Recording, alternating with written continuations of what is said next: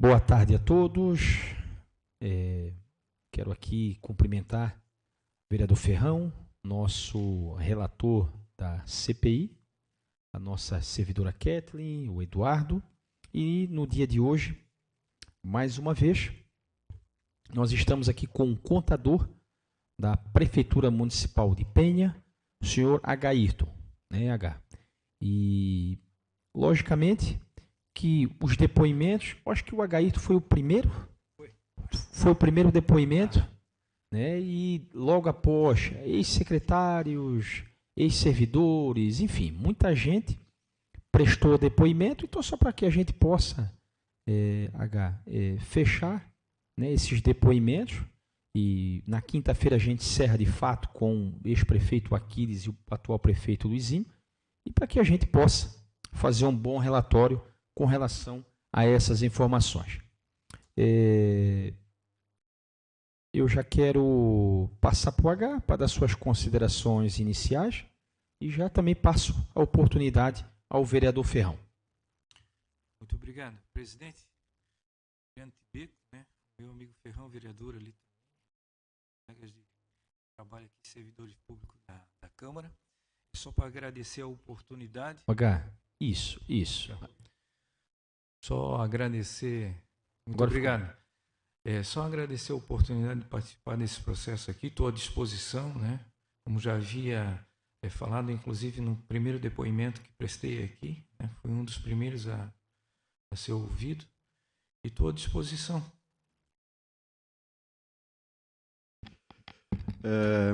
Boa tarde, vereador Adriano, Tibeco, presidente da CPI. Boa tarde ao H, e já agradecendo ao H mais uma vez pela vinda espontânea à CPI. Dar uma boa tarde também para a servidora Kerr, para Eduardo, que está ali no comando do áudio dessa CPI. Enfim, H, como a gente já tinha falado lá na primeira vez que tu veio aqui, a CPI se fez necessária por conta, né, de falas do atual prefeito, do ex-prefeito. E a equipe técnica do município, os contadores, primeiro, são qualificadas e experientes, e tenho certeza que, pelo conhecimento que a gente tem,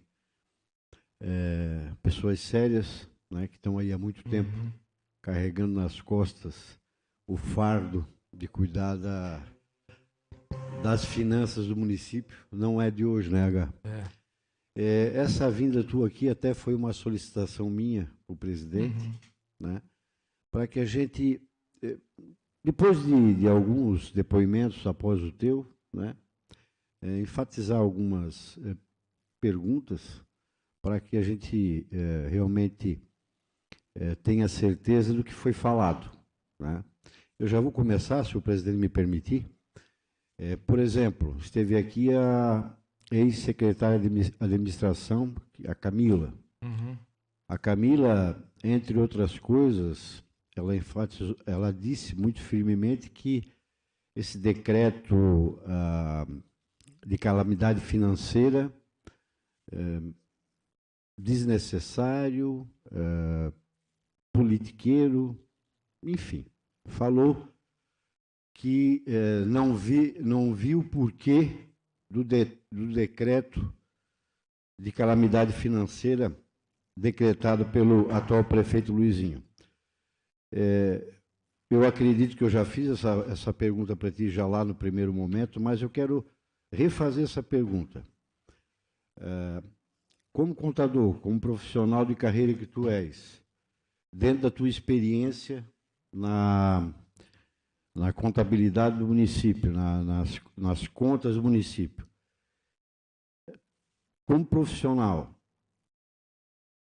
na tua opinião, houve necessidade de decretar essa calamidade financeira por conta de do que aconteceu, do que o prefeito atual pegou a atual gestão? Uhum. Vereador Ferrão, de repente é o seguinte, a medida tomada pela atual administração foi optar pelo princípio da prudência, uma vez que no dia 1º de janeiro, quando assumiu o novo prefeito, o Luiz Américo, ele tomou posse das informações, principalmente financeiras do município. Ali ele fez também logo em seguida fez um levantamento da situação para agregar, fazer um consolidado para poder analisar num âmbito maior como estava. Ele pediu todas essas informações, eu lembro que nessa primeira semana a gente ficou trabalhando e apresentamos para eles as obrigações que a gente teria nessa primeira semana, inclusive de janeiro, e não teria saldo financeiro de recursos livres para cumprir com essas obrigações. Não teria. Inclusive, nessa primeira semana, vencia a parcela do Finisa, que estava em torno de 1.120.000.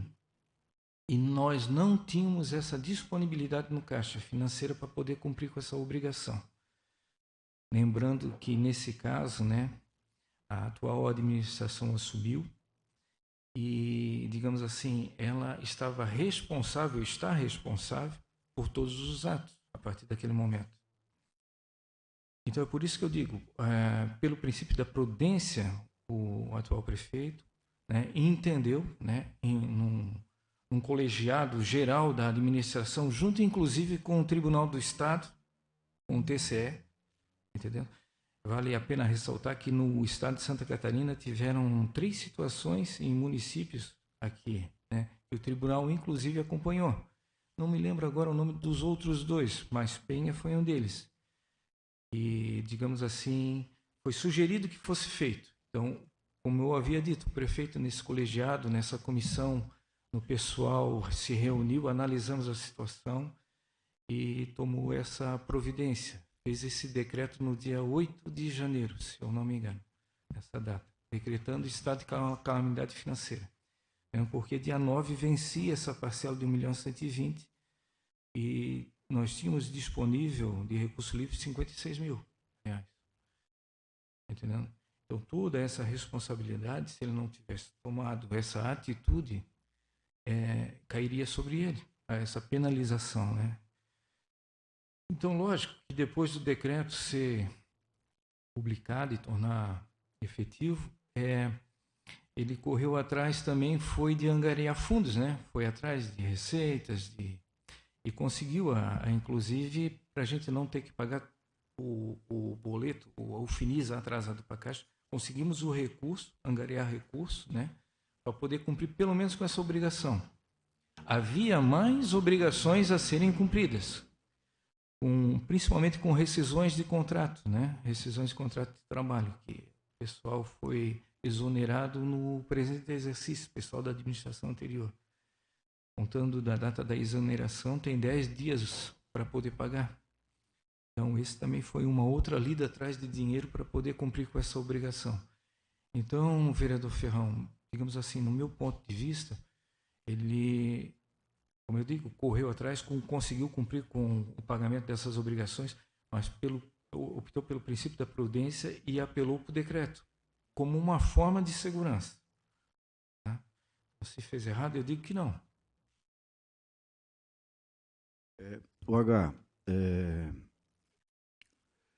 Então, recurso livre, desculpa, a minha ignorância, recurso livre é o dinheiro disponível para pagamentos não vinculados, é isso? Justo, vereador. E quanto que tinha? 52.000? 57.000, era quase 57.000. 57.000 de recurso livre. O que era dinheiro que não era vinculado, por exemplo, educação, saúde, Justo. Ou de convênios, de transferências, que tem, digamos assim, a fonte já destinada, para utilização. Certo. E, então, a gente já também falou sobre isso na outra vez que estivesse aqui, quantas administrações tu já passou né? Bastante, Bastante, né? Então, acredito que tu já passou por outras vezes situações de transição de governos, né? Uhum. Em alguma delas, por exemplo, o Clóvis perdeu a eleição, entrou quem? Não me lembro. O Jucemar. O Jucemar. Depois o Jucemar saiu, entrou o Evandro. Justo. Evandro. Uhum. Depois o Evandro saiu, entrou o Aquiles. Uhum. Né?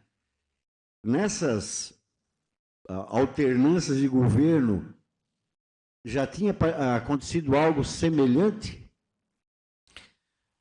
Vereador, sim. Sim, lembro sim, perfeitamente que já aconteceu, mas não talvez nesse grau, né? Que deixou um endividamento um pouco mais alto, né?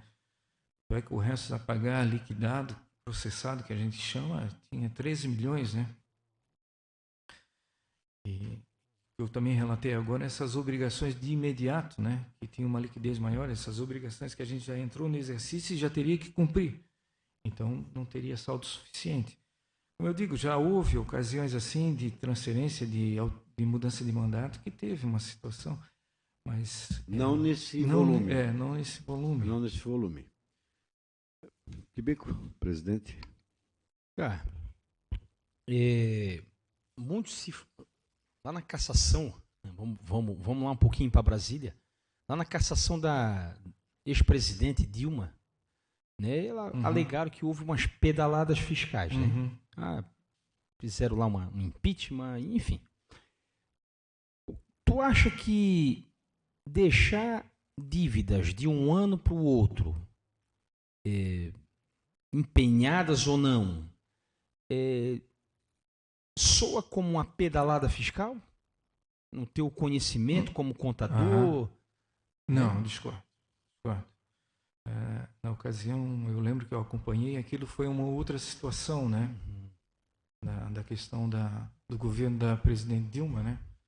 Foi uma outra situação. A pedalada fiscal que ela dava era em termos de omissão de informação e de alguma alteração também, sabe? E no caso aqui não, foi um caso mais efetivo, né? Sim. E o que existiu, no caso aqui, foi a realização do serviço, da aquisição do material, tá entendendo? Sem ter a contrapartida financeira, sem ter o aporte financeiro. Tá entendendo? O prefeito até poderia ter deixado, mas se tivesse deixado o recurso financeiro para cobrir, não teria problema nenhum.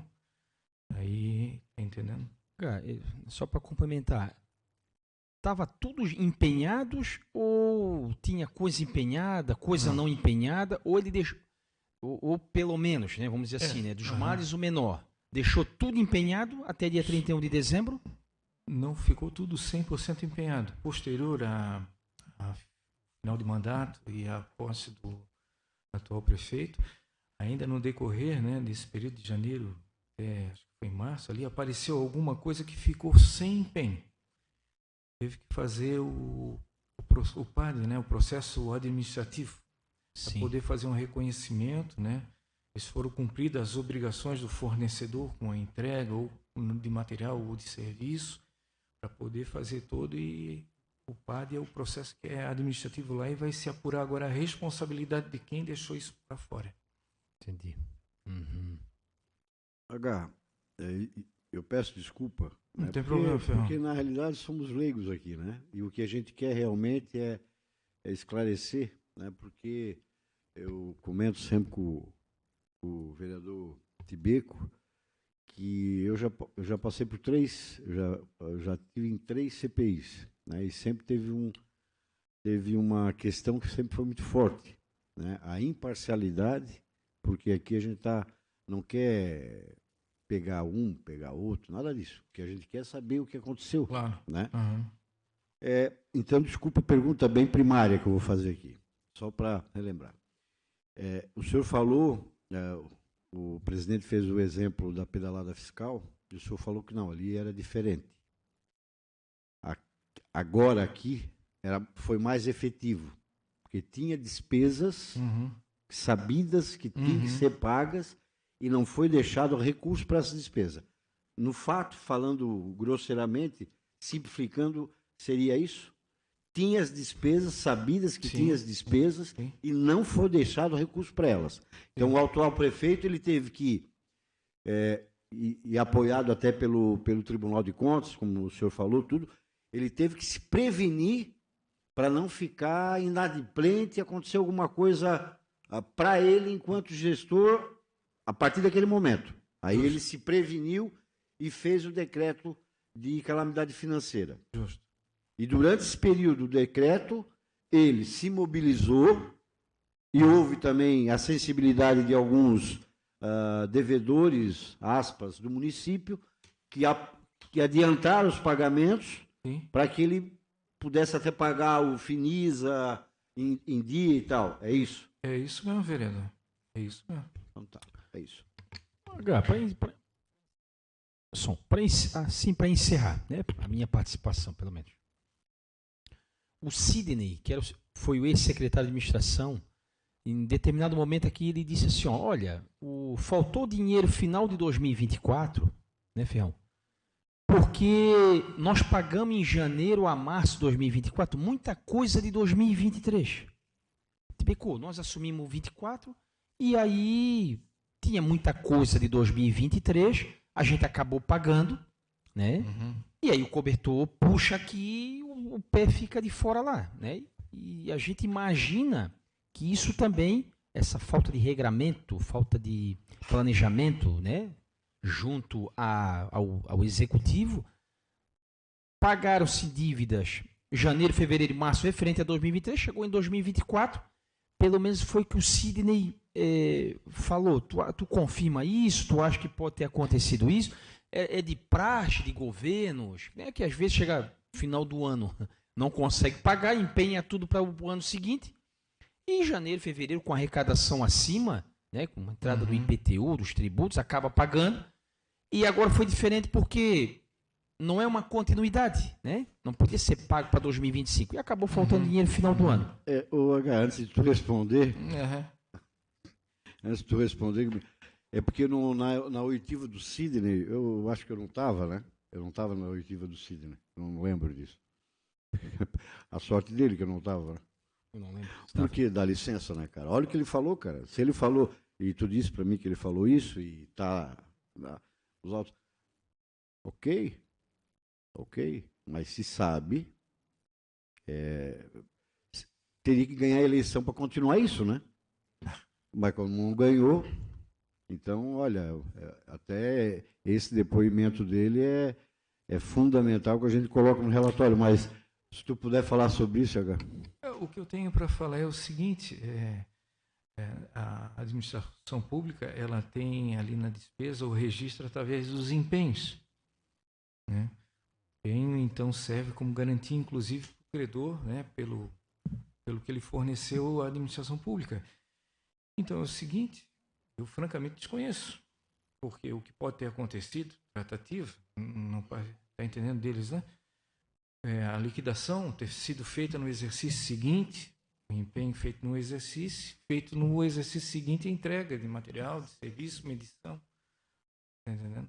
Mas o que eu tenho. Mas isso, no caso, seria uma coisa de boca, né? Por exemplo, eu chegar para ti e falar assim, olha, eu não tenho dinheiro agora, mas semana que vem eu vou ter. Tudo bem? Né? Porque legalmente, como tu disse, tu desconhece disso, então não está nos registros legais. Não. É isso. Fião, eu acho que é isso para mim. Eu acho que está esclarecido essas últimas pendências aqui. Você quer fazer mais alguma pergunta? Eu só quero agradecer, H. A gente, como eu te disse, né? A gente se conhece há algum tempo e eu, da minha parte, a gente já falou isso também, eu, da minha parte, tenho um respeito muito grande pelo teu trabalho, pelo teu profissionalismo, pela tua seriedade, né? Isso eu estou falando, eu sei aspas também, né? Mas eu acredito que o setor de vocês deva passar bastante trabalho com a gestão pública. Acredito que sim, porque a gente sabe que tem a coisa profissional e tem a coisa política. E a gente trabalha com os dois juntos, né? E não é fácil. Mas, mais uma vez, te agradecer pela tua presença aqui, pela tua paciência com a gente, né? A tua vinda aqui não foi para perder o teu tempo, nem o nosso tempo. Foi só para a gente confirmar isso, porque assim passou... é testemunha isso? É testemunha, né? Na condição de testemunha. Passou testemunhas da gestão passada e dessa. Né? E até para deixar aqui gravado nos autos, dá 2 exemplos de 2 secretários de administração. Um do governo passado e outro de agora. Né? Parece que está tudo uma maravilha. Entendeu? Mas o que a gente quer é realmente mostrar à população, porque assim, a gente abre uma CPI e, como eu sempre falei para o presidente, isso aqui não é para fazer show. Isso aqui é para a gente fazer um relatório e depois entregar tanto para o Ministério Público quanto para o Tribunal de Contas, para eles avaliar. Quem vai fazer isso, se achar que há necessidade de fazer isso, aprofundar isso, são eles. Né? E a gente está aqui só para tentar esclarecer as dúvidas da população. Obrigado, H. H, também te agradeço, né, mais uma vez aí, nos ajudando, né, na condição de nos ajudar a esclarecer. Né? Eu acho que as perguntas foram bem feitas, bem respondidas. Eu acho que é isso. Depois tu já assina a ata aí e, de fato, nesse momento, apenas te agradecer. Tá bom, H? Obrigado a vocês. Eu estou à disposição. Estou à disposição. Muito obrigado, sim. Tá certo, então. Então, a gente dá por encerrada essa oitiva com o contador H. Schneider. Obrigado a todos.